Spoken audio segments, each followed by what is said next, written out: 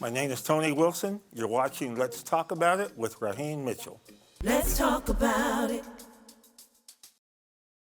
Say I just heard about a show. Let's talk about it, where the independent artists go. Let's talk about it, Nisi got a new EP. Let's talk about it, Stephanie's doing comedy. Let's talk about it, That girl from LA, let's talk about it, And now your host of Let's Talk About It, Raheem Mitchell. Hello, and welcome to Let's Talk About It. I am your host, Raheem Mitchell. Thank you for tuning in. Tonight, our guest is Mr. Tony Wilson.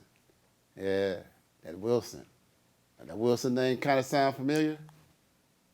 Remember the song, Show and Tell? Just the games we play? When I want to say, I probably said it all wrong, but hey, that's his father, Mr. Al Wilson, the late, great Al Wilson. So, ladies and gentlemen, I have here tonight Tony Wilson. Welcome to the show, sir. Thank you, man. It's a pleasure to be here. And Yes, congratulations to you and all your success. Thank you very much. I remember the very first time we met, you cast me in your play, Cutting Corners. Exactly. That was in, I want to say, 2006, 2007. Right. I had written a play that my students performed called Cutting Corners. Mm-hmm. And it was pretty powerful. And then I ended up taking it to Dash Patterson, who you know. Mm-hmm. And Dash Patterson said, Tony, we have to do this, but we got to make it bigger. We got to expand on it. And then at that time, when we were casting it, that's how we met. Right. And you were cast as Trevor, the older brother of the two, trying to tell your younger brother to stay on the right path. Yeah. Man, I almost forgot. So where did the ideal Cutting Corners come from? Well, my dad actually wrote the song called Cutting Corners. And the more I listened to it, the more I thought, you know, this song has a message, and I love to write. So I sat down and came up with the idea because the song says the easy way don't always end up nice. The one brother taking the easy path, the other brother working really, really hard. Right. But I wanted it to have a realistic ending that ended in tragedy. Mm-hmm. And so, and the joy of that was it brought my dad and I closer than we've ever been, only because it was his song, and I wrote this play, and he read it, and it was just, he couldn't believe it. And then he's the one who came up with the character of Old Man Lamar. Right. And he was actually going to do it, but he was on tour, and we ended up getting Brad to do it. Right. So that's where the idea came from, and when it was performed and he was there, it was just the greatest thing that could possibly happen, because our careers were kind of joined. Right. So it was a good experience. Oh, okay. So what are you doing now? What do you have going on now? Well, I just finished up a documentary called Facing Mobius Syndrome. I'm sorry? Facing Mobius Syndrome. Facing Mobius syndrome. Yes. Okay. And what Mobius syndrome is a neurological disorder of the third and the seventh nerve that don't develop in your facial muscles. Okay. And I grew up with this disability, and the reason I thought it was important to do something like this, my buddy and I, we put it together because being a special education teacher and having students who don't feel like they can accomplish this, that, or the other, it was a message to show them, look, you can do anything that you want to do. Right. And also within the Mobius syndrome community, in a couple of years in Long Beach, they had a conference where we previewed the trailer, and it also helped that group of people with Mobius syndrome to realize, hey, I have this, and he's out here front and center. Why can't I be? And so it's the response has been overwhelming, and we're done with it. Now we're just looking to market it and get it out there. But more importantly than anything, we want people to have an awareness, and we want them to know that, look, don't let anything stand in your way of being successful. Right. So you brought a clip of your documentary? Yes, yes, it is. It's a trailer to it. Okay, so let's watch that now and then get a good look at it, okay? Okay, sounds good. Once upon a time, there was a boy named Tony, and every day people made fun of him because he couldn't smile. Until one day, years later, he saw a little girl on TV about to have a new surgery that would allow her to smile for the very first time. And because of this, he sought out the famous Canadian doctor that would perform the surgery. But Tony's healthcare provider said no way. So Tony got to work, found allies, and fought hard until finally his surgery was approved. And ever since that day, Tony has a great big smile. Hi, I'm Tony Wilson, son of legendary R&B artist Al Wilson, and a boy who couldn't smile. Why? Take a close look at my face. I was born with a rare neurological disorder called Mobius syndrome. Most children born with Mobius never smile or show facial expressions. Some people take this blank stare as unfriendly, uninterested, or just plain bored. Very far from the truth. I saw a kid wearing a funny t-shirt the other day that said, "The Emotions of Darth Vader." It had a bunch of pictures of the same Darth Vader helmet, and above each one was an emotion like cheerful, confused, angry. You get the idea. That's what Mobius syndrome's like. My 8th cranial nerve also failed to develop, leaving me with permanent hearing loss. Unfortunately, the causes of Mobius syndrome are poorly understood. Failure of the 6th and 7th cranial nerves to develop results in Mobius syndrome, which is undetectable during pregnancy, yet present at birth. Usually when people think of paralysis, they visualize someone unable to move their body, maybe in a wheelchair. However, Mobius syndrome is facial paralysis. Can someone still look surprised without raising their eyebrows? I count my blessings. I can talk, open my mouth, and of course eat. Some people with Mobius can't. Their faces are more disfigured. Some can't eat without food falling from their mouths and need a tube. Often, a smaller lower jaw and other anomalies of the hands and feet, such as syndactyly, which is webbed hands or clubbed feet, are present. Other symptoms include crossed eyes or a lazy eye, which is the case with my left eye. Many of us have red eyes due to dryness from the inability to blink. I always have a handy bottle of eye drops with me wherever I go. We live in an age of technological and medical miracles. Better treatments and medicines for illnesses such as cancer, leukemia, and HIV are more available than ever. You've probably heard of people being cured of cancer. Others live decades of productive and healthy lives despite being HIV positive.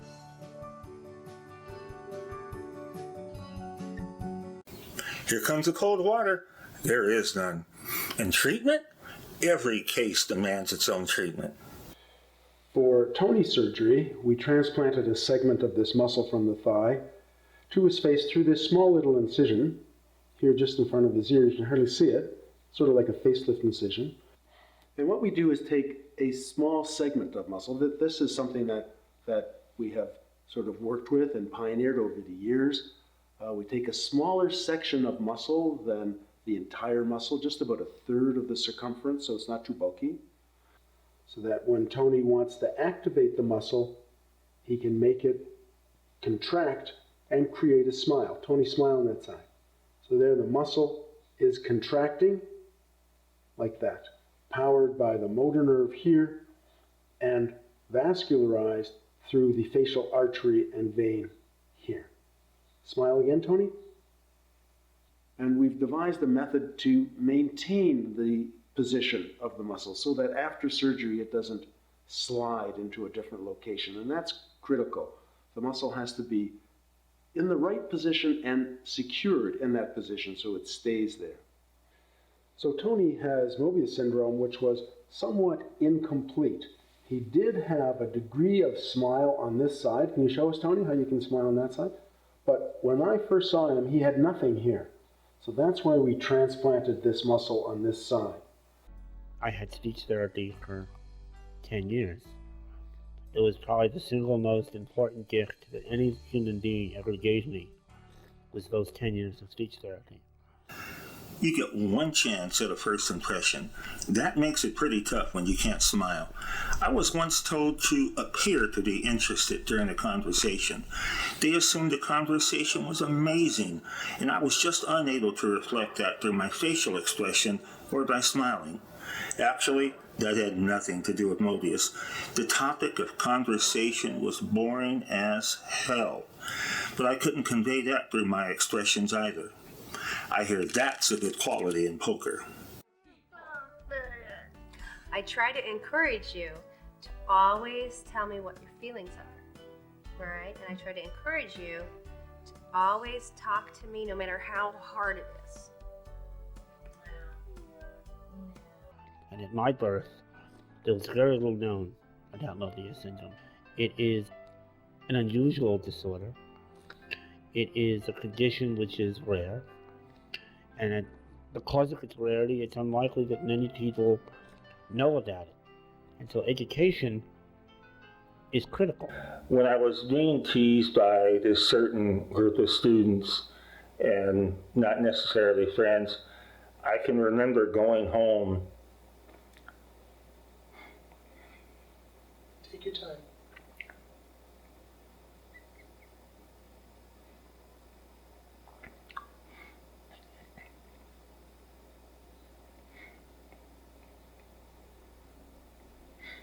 Do you want to take a moment to cut? Okay.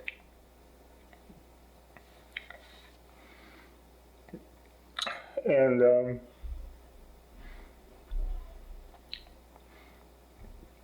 being real upset.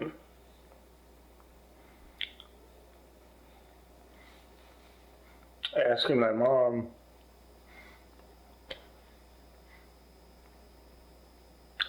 why these kids would do this. And she would always remind me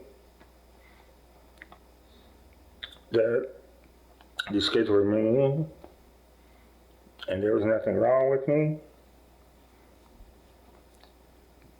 not to worry about it, and that I was loved, and I would always be protected. And those words helped because I would come home probably 3 or 4 days a week after and ask the same question. And she'd just sit there and she'd always talk to me. Now my dad, on the other hand, one day told me, when they tease you, pick up a stick and hit them. So, you know, mom and dad's different ways, but yeah, that's probably how that condition really affected me without knowing what the condition was, because you're teased about something there's nothing you can do about. Right. Okay, Alex, I have a question. When is it appropriate to offer a handshake to someone with missing digits? I'd say all of the time, and you know, I don't know how to say hello to someone in a more formal setting than to shake their hand, and so I've always done it that way. And I think sometimes if the person who wants to shake hands is at all concerned, I just tend to stick my hand out to them and they take it. But I think sometimes there's an issue about, oh, am I going to offend them if I do something? That's so true. So true. Whether a person has Mobius syndrome or not, they must accept themselves for who they are and overcome any obstacle. I do, and I have. I'm Tony Wilson, the face of Mobius syndrome. Wow.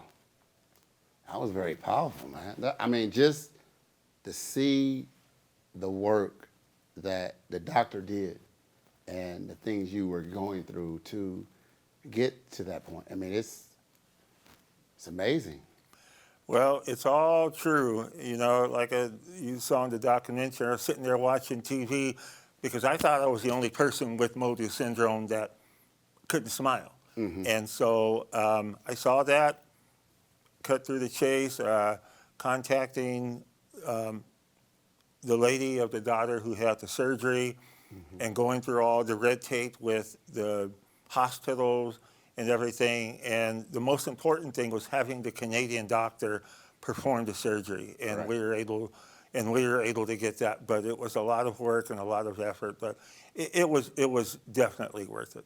Okay, so now when you're saying all the red tape and everything you had to go through, I wouldn't think it would be so much of a problem to help someone out like that. So can you take us through what red tape you had to go through and everything like that? Absolutely. Basically, they wanted their doctors to perform the surgery. Okay.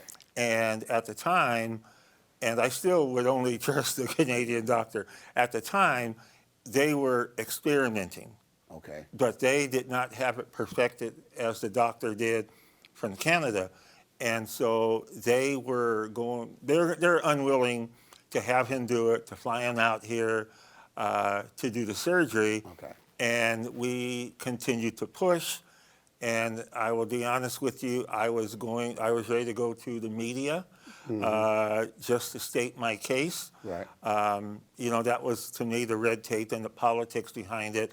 And then eventually they approved it. He came down and he did my surgery, and that was that. But it's just another sign to encourage people, just because you get a no, don't give up. Right. You keep going until you get what you want, and you stand up for what's right. And when I say get what you want, stand up for what's right. You know, I wasn't asking for anything that wasn't within the realm of what I was entitled to as far as my insurance was concerned. Okay. So the insurance was taking care of everything. It's just that they had a problem with the doctor from Canada performing the surgery. Am I correct? Yes.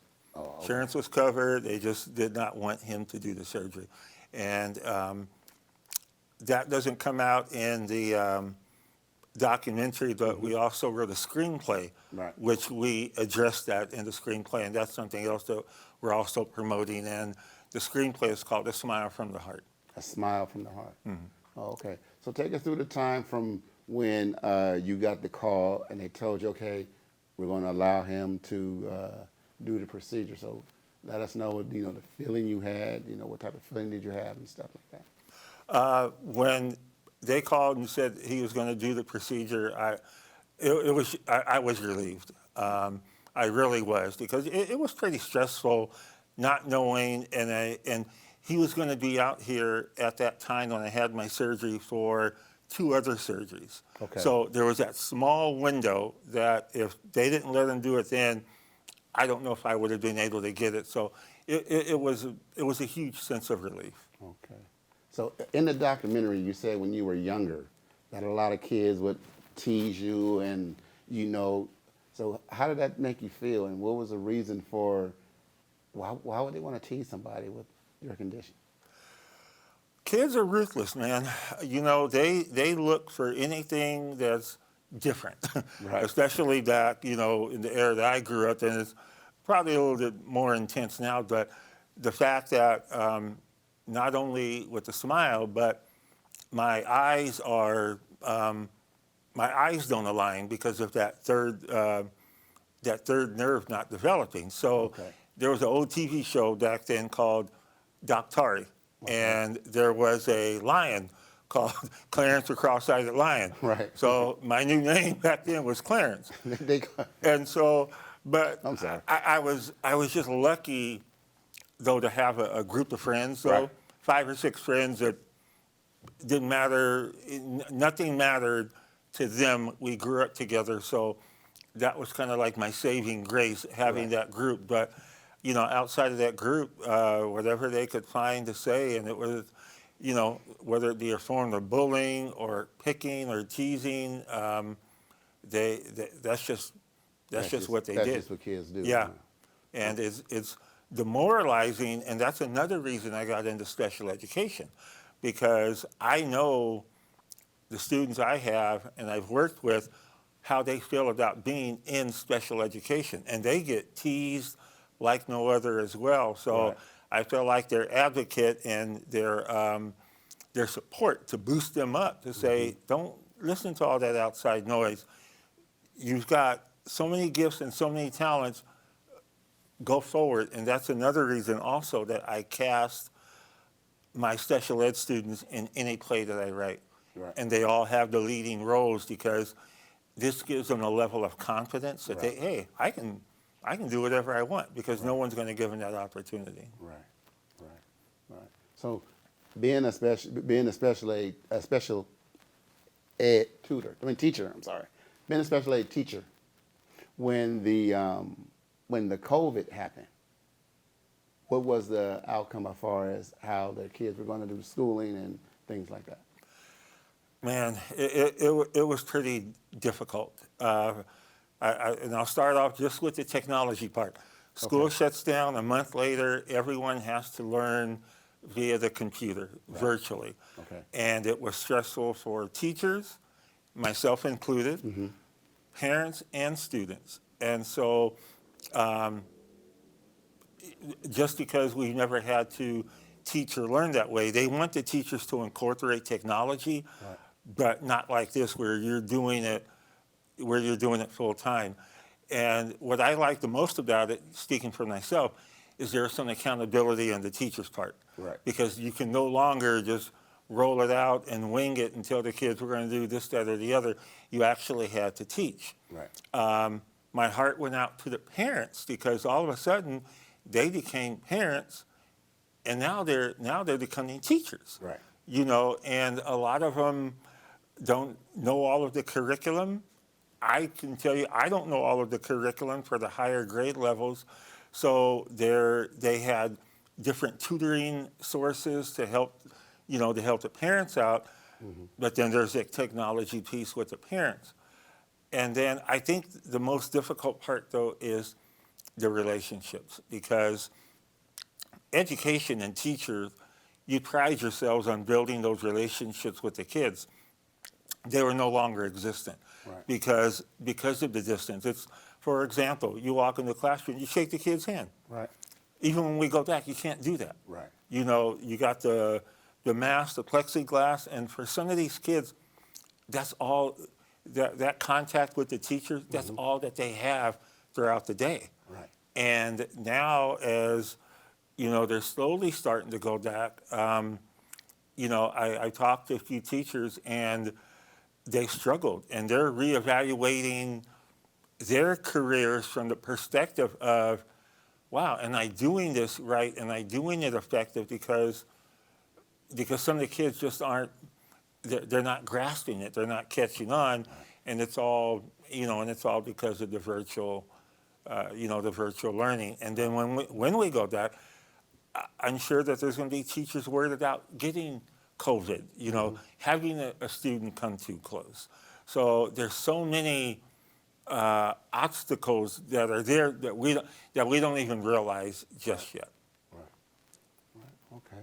Right. And actually, as you're saying this to me, I'm actually thinking, yeah, that's true.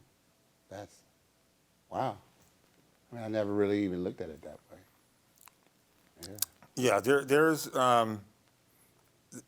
just so much to consider moving forward. Even when we go back, and a good example, when we go back, the teachers, parents, students, everyone, myself included, you can't just pick up where you left off. Right. Some of these kids have a lot of learning loss.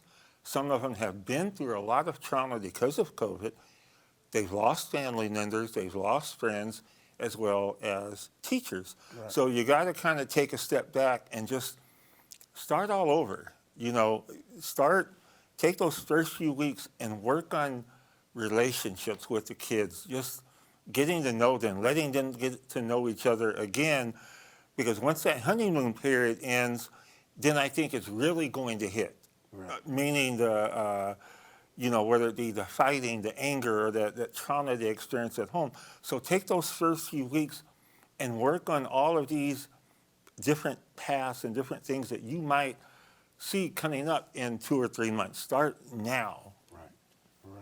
So if you went back to school and the principal came up to you and said, okay, so Mr. Wilson, how would you like to go forward from now when the students come back? and you say, what type of ideas would you have? So let them know what type of ideas would you Well, implement?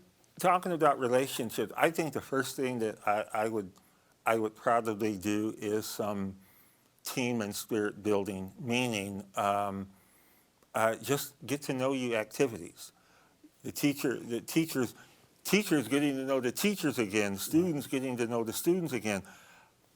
Push the curriculum aside. That is not even important at this moment, because what's important is we have the kids back. So how do we welcome them back, and how do we get them back so they feel comfortable coming again? So team, spirit building, having counselors on hand, because some kids are going to be happy, some kids are going to be afraid. So have the counselors, the therapists available. So it's a big, I don't want to say the word learning center. It's just a big center with just different avenues for the kids to go through. Maybe they don't want to play or do this. Maybe they need someone to talk to. So every available resource, I think, is important, for those first few weeks, because the teachers are going to need to learn to reteach as well. So it's got to be to me, it's got to be for everyone, from the administrators to the teachers, to the students, to counselors, your security guards, everyone. I think everyone needs to be involved. Yes, that's it. That's true. And I like the way that when most of the schools started to come back, they saying you do 2 days in class and then 3 days virtual. So that's some of the things that they're doing now to kind of sort of, bring things back together. And also they're saying 16 and older can take the shot now and things like that. So maybe one of those steps can help bring a lot of things together. I couldn't agree more, because I think there's a comfort level, when the kids, first of all, what you said, with the students going back 2 days a week, and it's only like a few hours. Right. So that's good. So it's easing them back into it, as opposed to throwing them all back in there. And, you can kind of get a feel for how they're liking it. And a few of the teachers I've spoken to, the kids are really glad to be back, and with just those 2 days. And the kids that are able to get those vaccines, I think, number one, they're going to feel better. I think the parents are going to feel better too, knowing that their child has been vaccinated as well as the other ones, because I think a bigger concern before the vaccines became available was that they didn't want parents didn't want to send their students back, which I understand, and teachers didn't want to go back, which I understand, because I have a heart condition and I have to be careful going back as well. And the districts really, really took great care of that. You didn't have to go back, and if you had any kind of pre-existing conditions, stay home. Right. So I think the more that those vaccinations come, the better, and I think everyone's just going to feel a lot more safe. Right. And that's the key word, feeling safe. Because right now, going back, I feel completely safe going back, wearing my mask, working, because I'm working with a couple of kids now in person, keeping the social distancing, wearing the mask, and I know it's been good for them, because these are the same few kids I work with on Zoom that I can't get their attention at all, because they're on Zoom and, external things, but face to face, it's just like day and night. So I think it's very beneficial for the kids. Oh, okay. So you were saying when you go back, you're going to be going into a new position? Yes, I now work as a behavior support specialist with our school district, and there's a team of 7 of us, and what we do is we work with the elementary schools, and we primarily work with the elementary school kids, because we want to reach them in any, you talk about trauma, anything that they're going through, any extra support that they need now, before they get to the middle school and the high school. And so, and we also do what's called PBIS, that's positive behavior intervention support. And what that is we go to the different schools and we do different trainings on interventions that teachers can use, interventions that they could use with their students as well. So, there's one question I would like to ask you. So, and I'm gonna backtrack a little bit. How was it growing up with a father that was so famous? How did you know? Just how was that? You know, when I was younger, I didn't realize it. You know, I just knew he sang. And then as I got older and started to go and watch him perform, it's interesting because it was Al Wilson, but it was still just my dad. At the end of the show, he'd go and do whatever. Right. But I would say when we did that cutting corners together, Yes. and I took that song and I was able to do what I did with it, I realized then that, wow, that's my dad. Yeah. You know, but growing up, I didn't think about it. And even now, you know, he's passed on, it's been 13 years. Right. I realize it even more. I grew up with that man. Yeah. But you know, when you're a kid, you don't see them in that light or in that role. So my regret, though, although he was just dad, was not talking to him more about the journey to get where he got. And so, you know, I knew a little bit about it, but I found out more. But what did you have to do to get there to the pinnacle of show and tell? And I know it was a long path, and so I'm in the process of actually talking to family members about that, because I don't know about that. So I encourage, whether you have a famous parent, everyday parent, ask questions. Yeah. You know, I mean, because you don't know, and you don't know when they're going to be gone. And when we lost him, it was real. It was over a weekend that he got sick. So, you know, but the good part though was when I was in junior high school, going to Arrowview, Arrowview Junior High School. Right. He came after school, and he sang show and tell. Right. And I think that's when when I was younger, that's when I realized it. He's up there on stage singing show and tell, and all the teachers, I mean, because this was when it was #1, everyone was there, and I thought, that's pretty cool. Yeah, that's my dad. And kids I went to school would still remember that. Right.